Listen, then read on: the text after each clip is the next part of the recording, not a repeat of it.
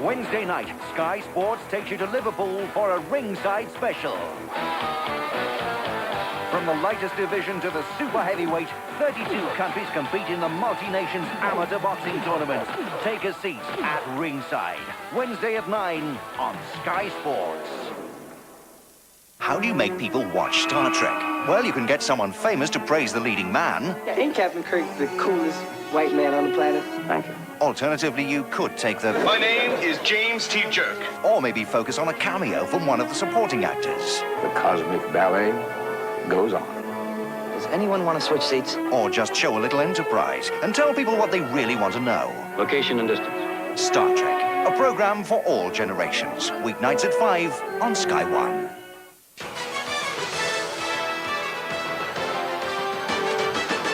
From the Sky Satellite Network, this is Sky Sports.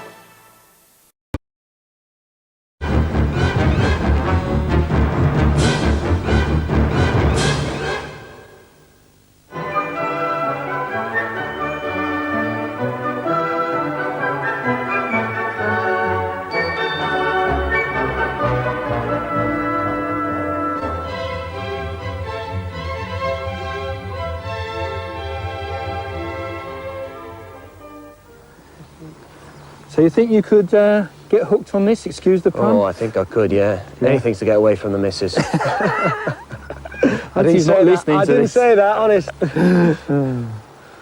Dear, dear. It's a bit better cast, if I may say so.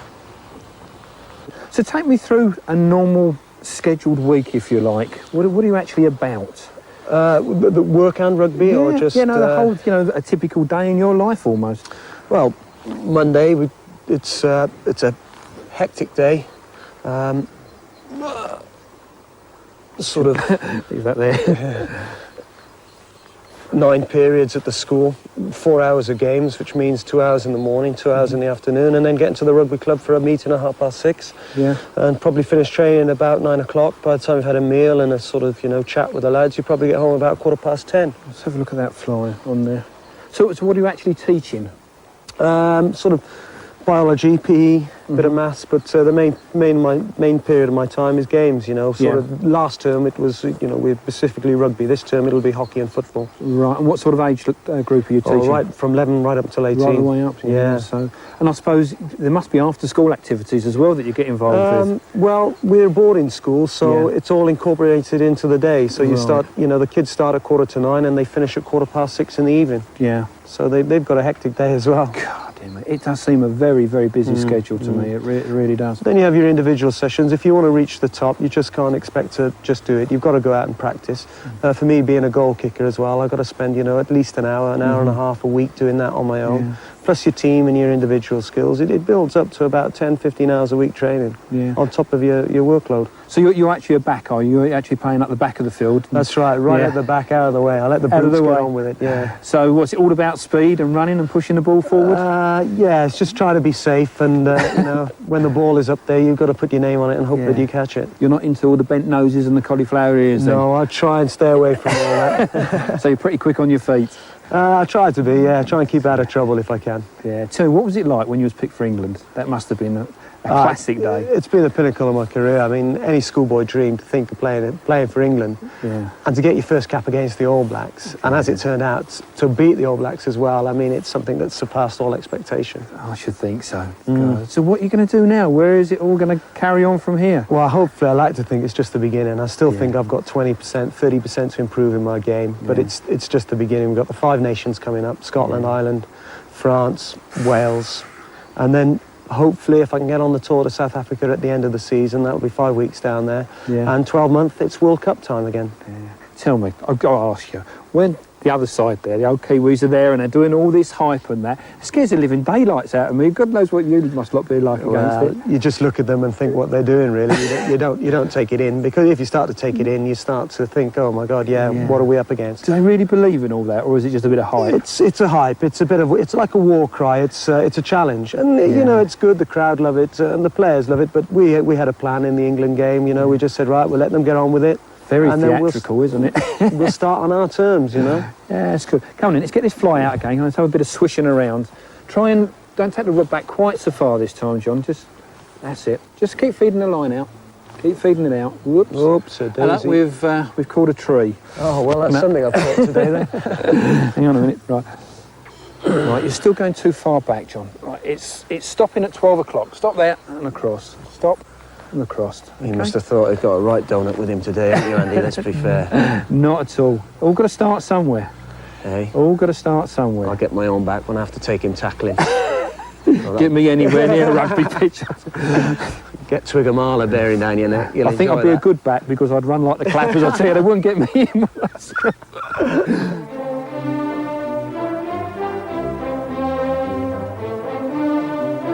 So I've just put a little gold bead on the end of this hook, and if we just start tying it on, and then I call this an Indian squaw. Somebody else called it something else, I can't remember. Anyway, we'll start tying it on.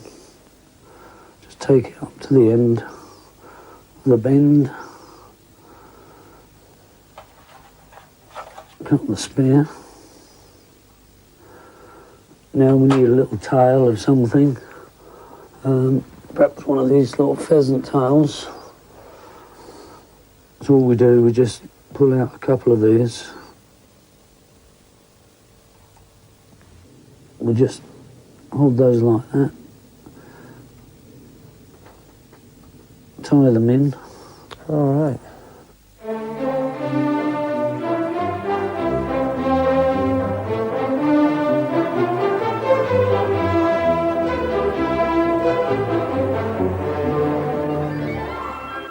So try that one. See what that will produce. It's one good fish keeps coming up there. Oh, and it's a shame. Well, weather forecast was right in the end, and down comes the rain. Well, it's got a bit gloomy as well, isn't it? It has. A bit disappointing. I meaning to ask you a question about that. Does the rain make a difference to this sort of fishing? And This old adage about that the fish come out in the rain, to be honest, is a bit of an old wives' tale. Certainly, the duller the weather is, the darker it is, the more wind you got on the water, the better it is. Still, flat calm conditions aren't very good. But this is no better than it was this morning. The conditions aren't going to change very much. would you still use the same fly, or would you change it? We change now only in as much that I think it'd be nice to catch one on a dry fly. We've been using flies that have been sunk down. If we have a look in the bag, we can see the type of things that we've actually been using this morning. I'll just put a few of these out and you can see all manner of... Now, all these flies here, they're all sinking varieties. Sinking mean that they actually sink into the subsurface, water. Yeah. so they can be fished at various... There's nymphs and buzzers in here, various lead heads and damsels in there, gold heads and montanas and pheasant tail nymphs, Great cat's names. whiskers and boobies and all sorts of things in there. So they're all different types of flies to fish beneath the surface. But what we're having a go at now, I've got in here some hoppers and some daddy longlegs and some mayflies, and these actually sit on top of the water. So they sit right up on the top, and then the trout are coming up from underneath and they're actually taking them. So what we're trying to do now, we grease the line up because we've had a sinking line. Grease the line? Yeah, What we'll does that actually mean? put some floating on it to make it sit up on the surface. Oh, right, bit of We'll put- perfume then. we put some floating on one of these flies, and then we leave it out there and sit it out on the surface and see if we can actually get a trout to take one off the top. Oh, yeah. I think it'll be a Sounds bit good. different. It's a bit more visual as well. Sounds good. So let's pop these out the rain. Traditionally, people would go for dry flies more in the summer when there's a natural hatch of flies coming off. You get all sorts of different flies. You know, the mayfly season is wonderful because such a big fly, the trout actually go mad when they're on the surface. I think what we try is daddy longlegs. You know what they are. That's like the old crane fly that that's you right, see yeah. indoors. Have to learn to do practiced these that knots before, in haven't the you? middle of the night. You look like something- you've done that before, haven't you? I So think you get used to that. We fish quite a lot at night, especially for sea trout. you took it on the line there, was that just to tighten the knot? Just to or test it. Just to... Must make sure that the knot is nice and short and it's pulled down right because we don't want the fish to break off instantly. Right. So what we'll do, we'll put a bit of floating on that. You can see, it actually looks a little bit like the daddy long legs that you see flying around the house. Absolutely. Right, now watch the fly. Yeah. Keep the rod down low. And what we're going to do, we're just going to move the fly a little bit, put a bit of life into it. Just gently drink beans at you. I'll come and stand the other side, actually, because what you're going to have to do, you're going to have to strike. So pull the rod up quite fast, but wait for the fish to actually completely take it. More or less like that one I had. But, go on, strike. That's it, you're in. Well done. Excellent. Yeah, lovely. There, that's a dry fly hooked trout. 10 out of 10 for entertainment, these. Up we go. Well done, John. Super stuff. God, I've lost count now how many you've had. It's a slightly bigger fish, this one. It's nice. About £3, I should think. 3.5 pounds, £3. Superb. Yep. That was a beautiful take.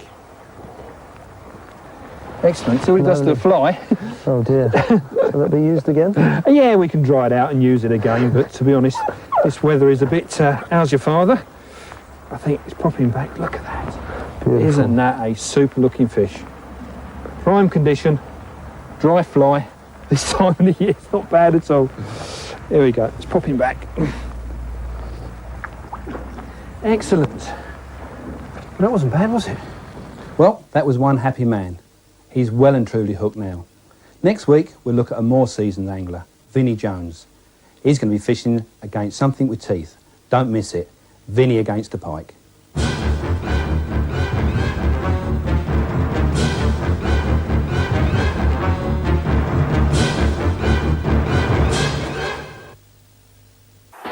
Australia narrowly defeated the Italians in their first encounter. Now they clash live on Saturday in the second test. Then on Sunday, it's the battle you've been waiting for, when the mighty All Blacks take on the French in the first test. A great weekend of rugby union sponsored by United Airlines, live on Sky Sports. She has the face of someone so young. She's just a little girl. So innocent. Sometimes she frightens me. So evil. She's not Mummy's little angel anymore. The X-Files, 8 o'clock Monday on Sky One.